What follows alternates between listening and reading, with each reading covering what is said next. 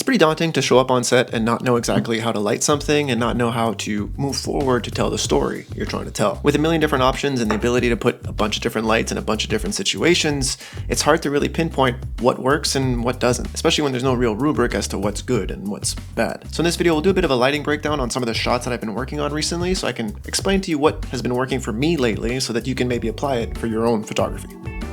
Let's get into it.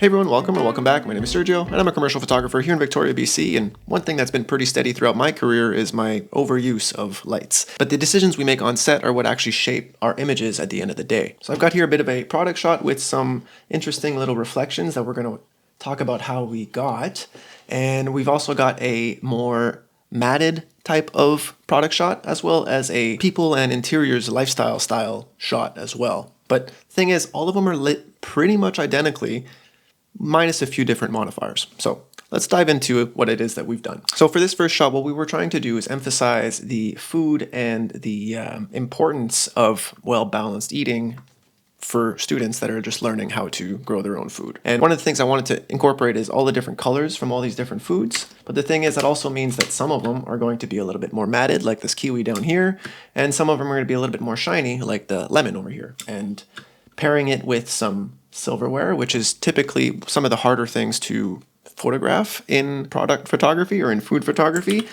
Silverware and anything with reflections like glass and stuff like that tend to be a little bit trickier because you just don't want to have bad reflections. You don't want to have something that's distracting, but you still want to be able to make it look real. One of the telltale signs of improper reflections, let's say, is having them all white or all black. And what we want to try to create as much as possible are gradients throughout the image. I want to have a gradient on the lemon that's over here. I want to have a gradient on this box. I want to have a gradient on this silverware. And without having 64 different lights, how is it that I achieve that? By creating a dynamic looking image for my viewer. So one of the ways that I always like to start with my product shoots is to just create a nice general light across the entire scene and then worry about the tiny little difficult areas that I am trying to showcase. In this case, what we did over here is we have our main key light coming in this way from camera left, and that is very, very, very low to the ground. It's very much just above our products, creating this nice even light from left to right. I wanted it to mimic a little bit more like the sun, and what we know about the sun is that it's super, super far away. So when we're lighting something with the sun, the stuff on the left side of the frame and the stuff on the right side of the frame should be relatively evenly lit. If your light is too close, you're going to have too much fall off, and it's going to show that there's very clearly a light on this side and not on that side. So what I like to do is I'll bring my flash as far back as possible. That's why a bigger flash kind of does good for these types of situations. And I'm going to light it in this direction to give us a little bit of a clean, simple to read shot. The reason I use left to right is because I live in North America, and for the most part we read left to right. This is pictures of a book. I want it to look natural and not like it's imposing or doing something different. Lighting it from bottom up or from right to left would create that effect. But for me in this case, I wanted it left to right. Next up, if you see the depth of these shadows over here, like where the light isn't hitting is still pretty bright. There's not a whole lot of difference between the highlight and the shadows, maybe about a stop or so. And one of the ways to achieve that is with a very big, soft source. So including a second light, in this case it was right above, right behind the camera, I'm able to fill in as much of the shadows as I kind of want. Everything that isn't being lit by the key light can now get filled in by that fill light. So in this case, we have a very nice, bright, middle of the day, maybe sunset-y, but also very much plenty of fill so that I can see all of that detail. I don't want it to be too moody. That's not the point of this specific shot, but by turning down my fill light, that's how I would be able to create something a little bit more moody. Having a bigger difference between the fill light and the key light will emphasize more mood for the shots that you're trying to create. Now, once we have a general light that we're happy with, we have a general mood that we're happy with between the key light and our fill light, now is where we start to bring in a bunch of little reflectors and a bunch of little scrims to try to get all of these fancy little highlights that I'm trying to get. So if we go just to the silverware, which is kind of like the trickiest part and mostly what we did for this shot.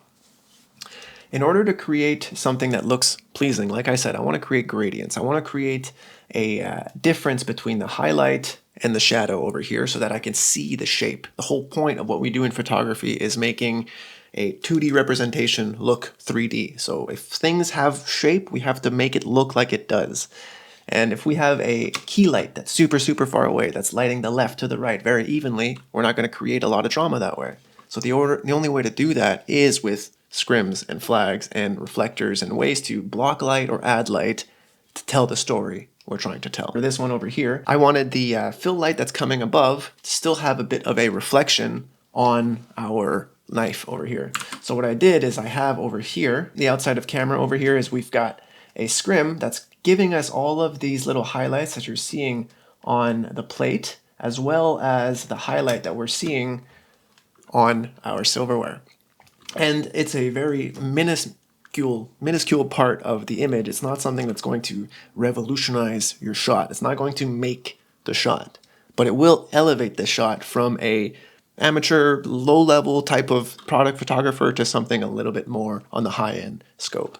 If you're able to create depth, shadows, and a gradient across your image, across all these different types of specular, matte, food, all of these different types of products, all of these different types of things that you're shooting, and understanding that each of them will have a different reaction to the light you're giving it, and giving each of them their own attention so that you can actually give them make them look all as good as you can, from the grapes up here to the lemon and everything else in the product, even our fake background. Everything is going to absorb and reflect light a little bit differently. So it's finding these pockets of, okay, I want this part of the image to look a little bit better. Okay, so I'm going to fine tune over here. I'm going to add some reflectors. I'm going to add some depth. I'm going to add some some negative fill, whatever have you. So if we move on now to the next product shot here, which is quite similar, it was lit identically to the first one, minus a few of those reflectors and those scrims, but helps give us a much more moody and a much more dramatic looking shot for literally the same client. I've got, again, our key light coming in from the left to right, and our fill light is directly above, and it's very, very soft, trying to create the least amount of shadows as possible, at least just trying to create a little bit more life in the images. But there are some places where you can see that there is a double shadow happening, which I guess to me is a bit of a faux pas. If we look at, let's say, the book over here, we've got a left to right light creating this shadow over here, a certain amount of depth. However, if you look at my fill light that's coming from directly above, it's creating this shadow over here. And it's also creating this shadow over here, and not this one. What I notice is that my fill light is creating a deeper shadow than my actual main light. And realistically, that's a little distracting. Now, it's not always necessarily a bad thing. I think when we're shooting food and we're trying to recreate something that looks as accurate and as real as possible, minimizing the amount of light sources so that it only looks like there's one sun or one light source is usually easier at telling the story that you're trying to tell. It's going to feel more natural for the viewer when there's only a single light source. Even if you look at portraits, sometimes you look at portraits of people with, like, they got a backlight, they got a hair light, they got a key light, they got more fill light coming in, and they're also outside in the midday sun, and you're like, what's going on here? Like, why is there so many different light sources? Nobody looks like that. That's not what reality looks like. But in a case like this, what's very interesting is that because this is just a make-believe world that I'm creating, the whole point of this shoot was to try to create something that was in the stars, okay? Like, he was trying to relate the prospect of the actual galaxy into a physical reality, which is what this little star kind of represents. So it didn't matter so much to me if there was one light source, two light sources, three light sources, four light sources. So even though our fill light over here is being I drew on the background by accident, but even though the fill light that is coming from above is very clearly creating a darker shadow than my quote-unquote key light that's creating our directional shadow over here, even though that's happening, it doesn't seem to bother too much in the story of this image. I think it would matter more in the food shot from before than one like this, because, like I said, this is meant to be kind of in space, kind of in a make-believe sci-fi world. So having this like kind of thing that doesn't quite look real and is like, whoa, what's going on here, adds to that story. So let's move on to this last shot where I've got more people and a bit of an interiors shot in it. And we're going to fix one of the mistakes that I created here. But we still have our key light and our fill light, except this time they're at 180 degrees from each other. So it is creating this multi-light situation, but why it works in a situation like this is because we're in a room. We're in a establishment that has clearly windows on this side. Oops, let's just not do it on the background this time. It clearly has windows on this side. We've got a front doorway over here, maybe even some more windows on that side. So it's okay to have multiple light sources. I just want to create something that's crisp and clean and just looks pretty pleasing to the viewer. So what we did in this situation is these are all paid actors, and we had basically a fake scene happening, and I just put myself in the corner. I had my light set up and I was just shooting away until I found something that kind of fit properly. And I was like, oh, okay, hey, can you go fill up some water in the water bottle? Oh, can you just wait in line? Oh, maybe take a step closer. Maybe do this, do that. Oh, let's pretend that you're making this this exchange here.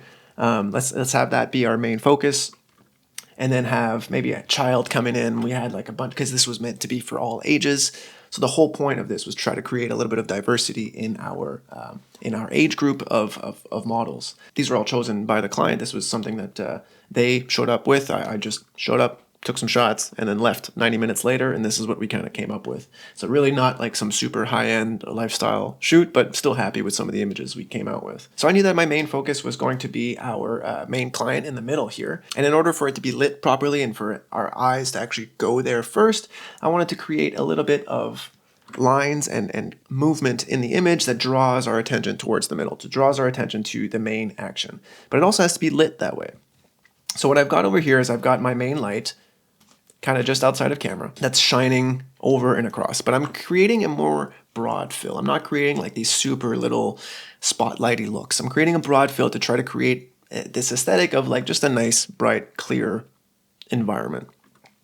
And I've got a second light just over here, just outside of this model, that's doing the same thing. However, what I've noticed in this shot, now that I'm looking at it over here, is that the light in this situation is very much yellow from the 4300 Kelvin bulbs that are above.